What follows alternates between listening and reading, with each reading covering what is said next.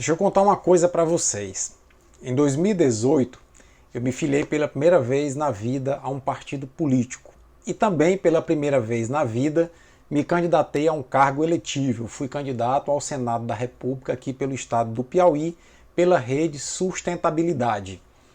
E numa sabatina, numa emissora de TV local, me foi perguntado qual o meu posicionamento em relação à prisão do ex-presidente Lula. E essa foi a minha resposta. Eu não concordo com a prisão em segunda instância da forma como ela está posta hoje, porque a Constituição nossa prevê que ninguém pode ser preso sem que tenha uma sentença condenado em trânsito em julgado. Se me disserem que eu estou errado na minha posição, 5 ministros do Supremo também estão, porque foi 5-5 que teve que o voto da presidente do Supremo desempatar. Então, eu sou a favor de que se prenda em segunda instância, mas para isso eu sou a favor de que se mude a Constituição, porque do jeito que está, para mim, a prisão de Lula é inconstitucional. Um ano depois, concedendo uma entrevista a uma emissora de rádio aqui da capital do Piauí, eu de novo me posicionei sobre esse assunto da seguinte maneira.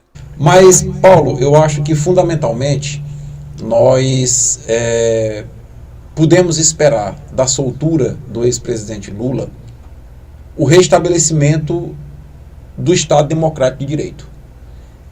Eu ontem, e aí veja bem o que é que eu vou argumentar aqui.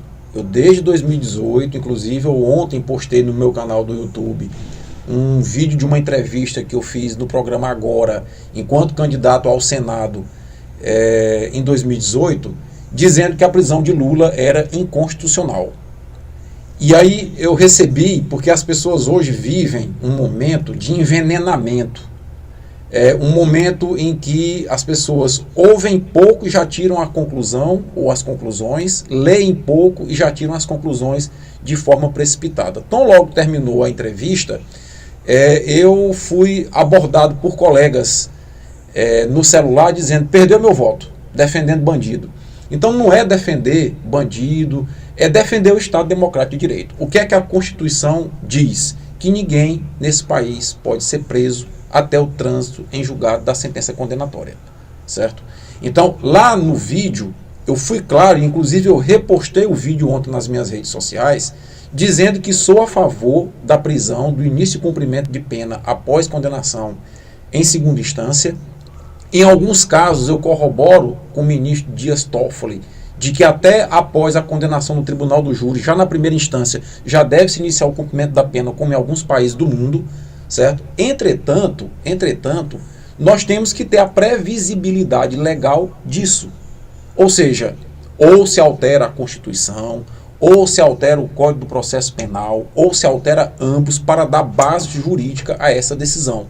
Da forma como está, a prisão de preso condenado em segunda instância no Brasil, pode ser o Lula, pode ser o Zé Disseu, pode ser o Zé das Pombas, é inconstitucional.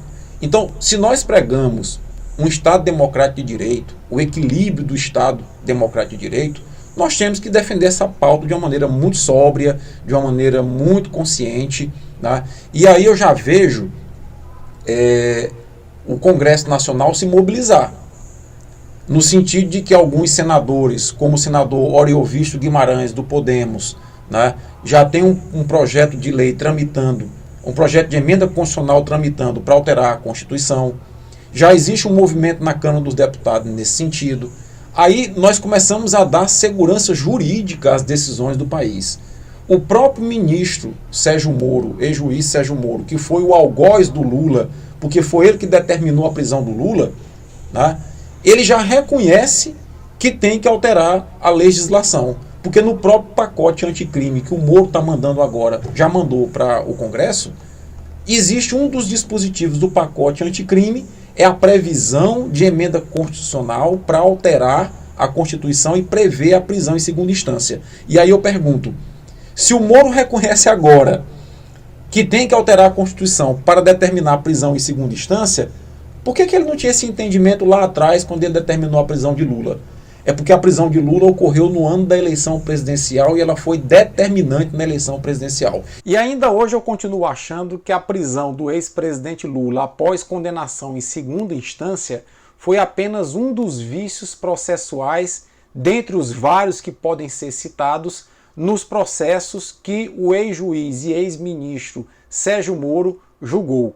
Eis que ontem, de repente, de uma forma inesperada, o ministro do Supremo Tribunal Luiz Edson Fachin acata um pedido de habeas corpus da defesa do ex-presidente Lula e anula todas as condenações proferidas pelo ex-juiz e ex-ministro Sérgio Moro, fazendo com que os processos contra o ex-presidente Lula relativos ao sítio de Atibaia, ao triplex do Guarujá e as doações para o Instituto Lula voltassem para a estaca zero. Isso 4 anos depois. E o nosso presidente da República disse o seguinte: qualquer decisão dos 11 ministros é possível você prever o que eles pensam, né?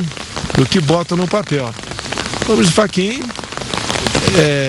ele tinha sempre tem uma forte ligação com o PT, então não nos estranha uma adesão nesse sentido. Como quase tudo aquilo que vem da boca do Bolsonaro é mentira, essa é mais uma, porque ao longo desses anos todos, o ministro Luiz Edson Fachin praticamente negou tudo em relação aos pedidos da defesa do ex-presidente Lula. Ou seja, o ex-ministro Edson Fachin não tem essa aproximação com o PT, não tem essa simpatia pelo PT, como o nosso presidente tentou defender nessa sua fala. O mais incrível disso tudo é que a decisão do ministro Supremo Luiz Edson Fachin, proferida ontem, vem sendo defendida pelo Ciro Gomes desde 2016, isso mesmo.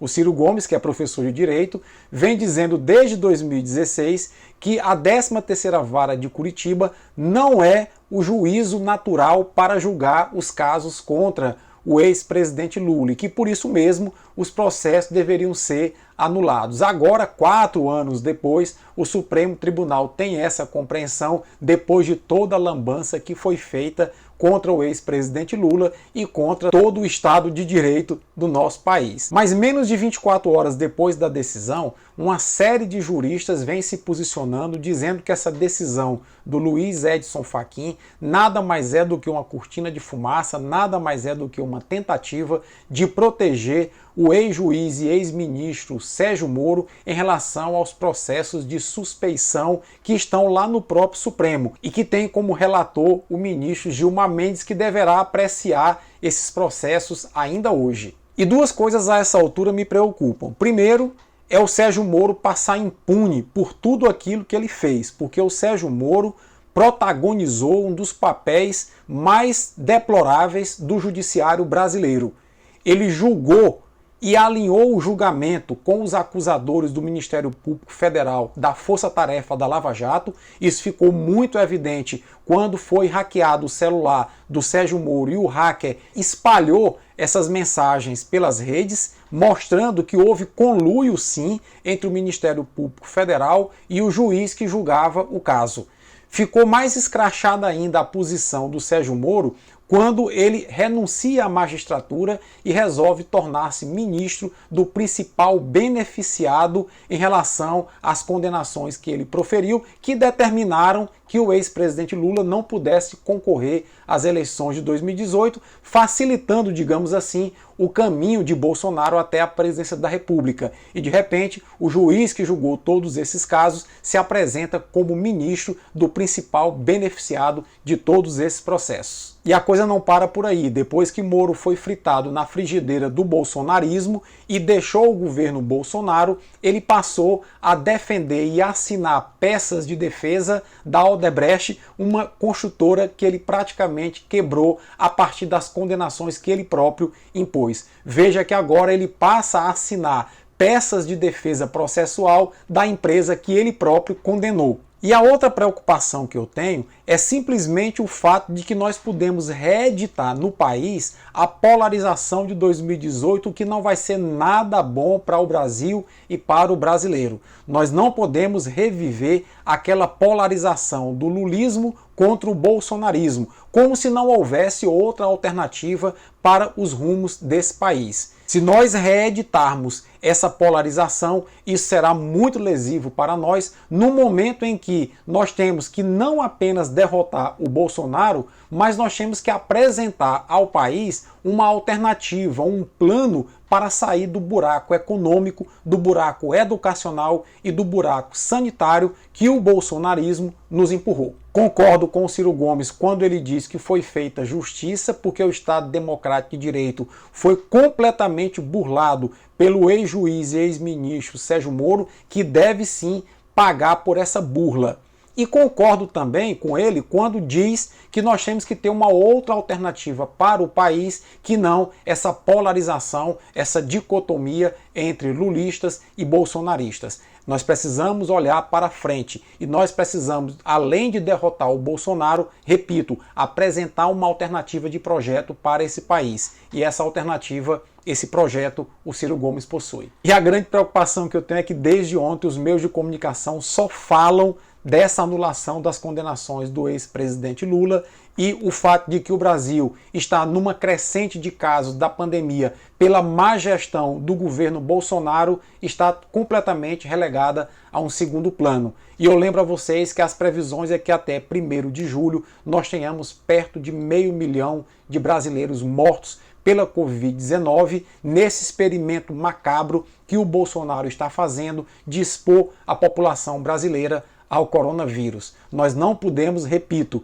sucumbir a essas cortinas de fumaça que são colocadas o tempo todo no jogo político para a população brasileira, para cegar a população brasileira em relação ao momento crítico que nós vivemos. Nós não podemos optar por esses lados extremos, por esses extremismos, porque tudo que esses extremistas querem é exatamente que a gente não olhe para frente e olhe simplesmente para os dois lados se digladiando e levando o Brasil cada vez mais para o fundo do poço. Se você gostou desse vídeo, dá a tua curtida, deixa teu comentário, compartilha e até a próxima.